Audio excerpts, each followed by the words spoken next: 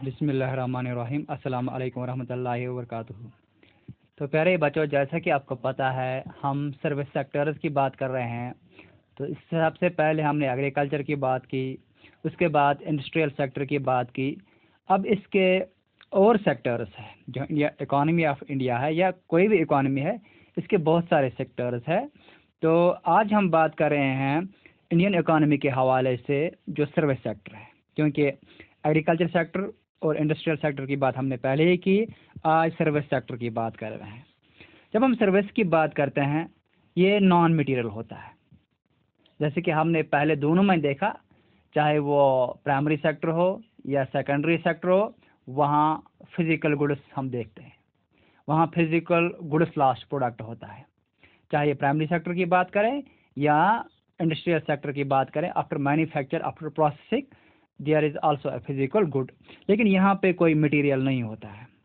लेकिन जो हम सर्विस यहाँ पे देते हैं, इक्वलेंट ऑफ ए गुड, ये चीज़ों के बराबर होती है। यानी कि सर्विस सेक्टर में हम खदमात देते हैं लोगों को, लेकिन ये खदमात किसके बराबर होती है? चीज़ों के, मटीरियल्स के बराबर होती है। जैसे कि मैंने आपको पहले ही बोला है, सर्विस सेक्टर्स में क्या क्या आता है? बैंकिंग आती है, जहाँ से हम मनी ट्रांसफ़र कर सकते हैं। अगर हम मनी ट्रांसफ़र नहीं कर सकते तो हम फिजिकल गुड्स परचेज नहीं कर सकते हैं। टेलीकम्युनिकेशन, फ़ोन पर आप देखते हो कहाँ कहाँ फ़ोन पे कैसे हम ऑर्डर्स अपने फ़ोन पे देते हैं, फ़ोन से ही पैसा भी ट्रांसफ़र करते हैं। तो टेलीकम्युनिकेशन सर्विस सेक्टर में आता है। या पोस्ट ऑफिस का जो वर्क है वो भी टेलीकम्युनिकेशन, ये इसमें आते हैं सर्विस सेक्टर्स में। या बाकी सारे सेक्टर जो है एम्प्लॉयमेंट यानी कि एजुकेशन, यानी बाकी ये सारे सर्विस सेक्टर्स में आते हैं। इनमें मटेरियल नहीं होता है, इनमें गुड्स नहीं होता है, लेकिन ये गुड्स के, इनका काम जो होता है वो गुड्स के बराबर होता है। इस सर्विस सेक्टर्स में क्या आता है? Farm and factory related activities. Farming activities भी इसमें आती है, फैक्ट्री एक्टिविटीज़ भी आती है।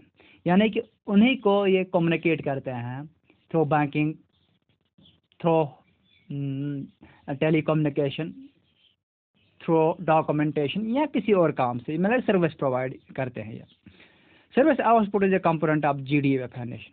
ये जो सर्विस आउटपुट है, जैसे हमारा एग्रीकल्चर कंपोनेंट है, इंडस्ट्रियल सेक्टर कंपोनेंट है, वैसे भी ये सर्विस सेक्टर भी एक कंपोनेंट है जीडीपी का। जीडीपी का हम जिक्र पहले ही किया, gross domestic product, final value of goods and services produced in a country with in 1 year. तो उसका इकोनॉमी की, जो हिंदुस्तान की इक्तिसादियत है, किसी भी मुल्क की इक्तिसादियत, उसका एक कंपोनेंट है, यानी कि उसके जीडीपी का एक कंपोनेंट सर्विस आउटपुट भी है, सर्विस भी है। अगर हम हिंदुस्तान की बात करें, ये जो सर्विस सेक्टर है, इसका जीडीपी जो है वो बढ़ रहा है। अगर हम 2001 की बात करें, ये 50% था। अब 2011 की बात करें, ये 58.2% तक पहुंच गया। और दूसरे तरीके से ज़्यादातर कहते हैं कि 2011 में जो सर्विस सेक्टर की ग्रोथ थी वो थी 7.4%। वो कितनी थी? 7.4% सर्विस सेक्टर की ग्रोथ। तो ये बात चल रही थी सर्विस सेक्टर की। इसके बाद और सेक्टर जो है, जो जुड़े हुए इकोनॉमी, यानी कि ऑर्गेनाइजर सेक्टर। ये कौन से, ये इस ऑर्गेनाइजर सेक्टर में क्या आता है? इंटरप्राइजेस और प्लेस ऑफ वर्क। इंटरप्राइजेस और प्लेस ऑफ वर्क, यानी कि जो लोग बड़े बड़े होलसेल डीलर्स हैं या दुकानदारी के काम करते हैं, मुख्तलिफ़ किस्म के कामों में इन्वॉल्व होते हैं, बिजनेस कामों में, वो इसमें आते हैं। यहाँ वो जगह है जहाँ पे लोग काम करते हैं, जहाँ टर्म्स एंड कंडीशंस ऑलरेडी होती है और उनको फॉलो भी किया जाता है। टर्म्स एंड कंडीशंस ऑलरेडी होती है, उनको फॉलो भी किया जाता है। वहाँ पर जो लोग काम करते हैं उनको तनख्वाह दी जाती है, उनको लीव भी दी जाती है, इनको प्रोविडेंट फंड भी दिया जाता है, मेडिकल बेनिफिट भी दिया जाता है, इनको हॉलीडेज भी होती है। अच्छा, उनके काम की जगहों पर ड्रिंकिंग वाटर फैसिलिटी भी होती है। जिस एंटरप्राइजेज में भी ये काम करे, जिस ऑर्गेनाइजेशन में भी ये काम करे, चाहे गवर्नमेंट हो या नॉन गवर्नमेंट, वहाँ पे इनको ड्रिंकिंग फैसिलिटी अवेलेबल रखनी होती है। और सेफ वर्किंग एनवायरनमेंट, और जिस एनवायरनमेंट में ये काम करते हैं वो बिल्कुल सेफ होना चाहिए, साफ़ सुथरा होना चाहिए, यानी कि मुलाजिमों की सेहत का ख्याल रखना पड़ता है। और जब ये मुलाजिम यहाँ रिटायर हो जाते हैं, ये पेंशन भी लेते हैं। इसलिए इसको हम कौन सा नाम देते हैं? Organiser sector. इसका क्या नाम देते हैं? ऑर्गेनाइजर सेक्टर कहते हैं। इसमें सब चीज़ें ऑर्गेनाइज होती है, रूल्स होते हैं, उनको रूल्स को फॉलो किया जाता है, बिल्कुल एक प्रोटोकॉल बना रहता है। अच्छा, एम्प्लॉयज़ होते हैं, इनको गवर्नमेंट एम्प्लॉयज़ की तरह लीव मिलती है, हॉलीडे मिलते हैं, मेडिकल बेनिफिट्स मिलते हैं, सब चीज़ें मिलती है। और लास्ट पे जब रिटायरमेंट होता है तो इनको पेंशन भी मिलती है। तो इसलिए इसको बोलते हैं ऑर्गेनाइजर सेक्टर। और ये भी जीडीपी, ये इसमें जीडीपी में अपना रोल आम कर दिया, इक्तिसादियात में, इकोनॉमी में अपना रोल आम अदा कर दिया। कौन? ऑर्गेनाइजर सेक्टर, जिसमें हमने देखे कि मैंने बोला इंटरप्राइज तमाम बिजनेस में इसमें आती है, तमाम बिजनेसमैन इसमें आते हैं, बड़े बड़े बिजनेसमैन, और जो कोई भी इदारे जहाँ पे लोग काम करते हैं लेकिन वहाँ टर्म्स और कंडीशन वाजिया होती है। इसके बाद एक और सेक्टर है जिसको हम अनऑर्गेनाइजर सेक्टर के नाम से जानते हैं, यानी कि यहाँ कोई तरतीब नहीं होती है, यहाँ कोई मतलब किसी किस्म का कोई यहाँ मनमानियाँ है। इसमें क्या होता है? स्मॉल एंड सेक्रेटरी यूनिट्स, इसमें भी बिजनेस यूनिट्स होते हैं, बिजनेस वाले होते हैं, लेकिन स्मॉल, छोटे छोटे होते हैं। सेक्रेटरी बिखरे हुए होते हैं, इनमें कोई ऑर्गेनाइजेशन नहीं होती है, इसमें कोई तरतीब नहीं है, इसमें कोई रूल नहीं होता है, यहाँ मनमानियाँ चलती है।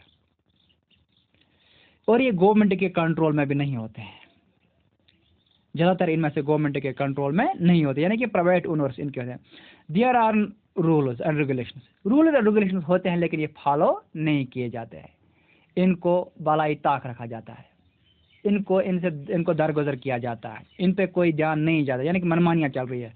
जॉब्स आर लो पेड, नौकरियाँ तो है लेकिन बहुत तनख्वाह कम मिलती है, और वो रेगुलर नहीं होते हैं, कभी इनको रखा जाता है, कभी इनको निकाला, यानी कि काम के हिसाब से इन्हें देखा जाता है। जब काम होगा तो इनको एम्प्लॉय की दी जाती है, जब काम नहीं होगा तो इनको कहते हैं निकाल दिया जाता है। जैसे कि हमारे जो अब की जो हालत हुई, चाहे वो 5 अगस्त के बाद थी या अब जो कोरोना के बाद सूरत हाल हो है, जो हमारे प्राइवेट स्कूल है यहाँ पे आप देख सकते हैं कि वहाँ के टीचर्स को बेचारों को स्कूल छोड़ना पड़ा, इन्हें कोई सैलरी नहीं देते, कोई मतलब सैलरी देता है, बाकी अक्सर स्कूलों ने इनको ऑफ किया। बाकी जो काम करने वाले थे कहीं पे फर्म्स पे जहाँ पे आज काम नहीं चल रहा है तो वहाँ पे इन मजदूरों को ऑफ किया गया है। वहाँ लियो का कोई निज़ाम नहीं होता है, अगर कोई बीमार भी हो तो उसको लियो, अगर कोई मुलाजिम बीमार भी हो उसको लियो नहीं दी जाती, कोई प्रोविजन ऐसा नहीं रखा। हाँ, बंदा बीमार है, ये घर पे बैठ गए, इसको तनख्वाह काट दी जाएगी। हॉलीडे भी नहीं, छुट्टी भी कोई नहीं होती है, मेडिकल बेनिफिट भी नहीं होता है, और बाकी सारे चीज़ों का ध्यान भी नहीं दिया जाता है। इसके पास इंश्योरेंस है, जॉब गारंटी नहीं होती है बेचारे की, ये बिल्कुल बेतरतीब होता है, बिखरा पड़ा हुआ ये सिस्टम, इसलिए इसको हम ऑर्गेनाइजर सेक्टर बोलते हैं।